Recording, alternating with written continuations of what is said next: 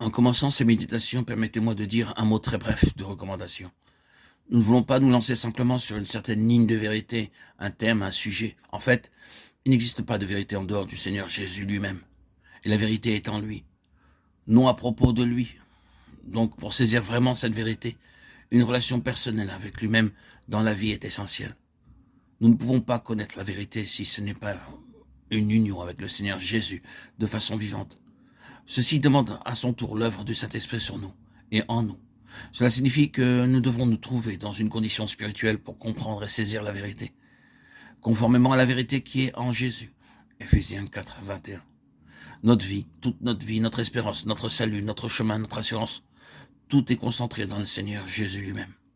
Cela n'est pas concentré dans quelques aspects ou interprétations de la vérité. Cela est concentré en lui-même.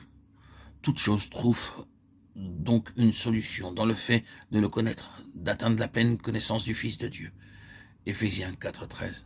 Et la valeur de ce que le Seigneur nous dira dans les audios suivants dépendra entièrement de la relation vivante avec celui qui est la vérité. La somme de vérité est la puissance de la vérité. Nous savons qu'en jouant d'un instrument, il est primordial qu'il y ait la 8e note.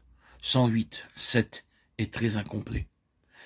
Cette caractéristique de 7 plus 1 est particulièrement une marque du christianisme. Le christianisme est basé sur le jour après le sabbat, le 8e jour, qui devint le premier jour de la semaine. Le judaïsme est la religion du 7e jour. Nous savons combien il est incomplet, comment il s'est arrêté net pour ne plus jamais reprendre sa course, sans jamais se remettre en mouvement en prenant le 8e jour en tant que premier. Le christianisme repose sur ce 8e jour, qui est devenu le premier, la fin d'une phase de l'œuvre divine et le commencement d'une nouvelle. Le mot sabbat, cependant, ne signifie pas 7e, il signifie repos. 7 considère quelque chose qui est complet. Voilà ce qu'est le christianisme. Il repose sur quelque chose qui est terminé. Et cette chose terminée est le repos de Dieu, la satisfaction de Dieu. Il commence tout en partant de ce point.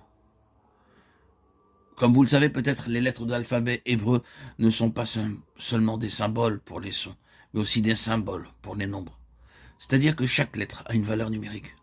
Ceci n'est pas seulement vrai de la langue hébraïque. Le nom Jésus en grec tel qu'il est employé dans le Nouveau Testament a 6 lettres, chaque lettre ayant une valeur numérique. Et quand toutes ces lettres sont mises ensemble avec leur valeur numérique, on trouve le nombre 888. Jésus égale 888. Je ne veux pas attacher une grande importance à cela, ni laisser agir mon imagination, mais cela me paraît frappant, et je ne pense pas que ce soit un hasard. Il est l'homme du 8e jour, celui qui est allé au-delà, qui a rendu parfaite l'œuvre de la rédemption.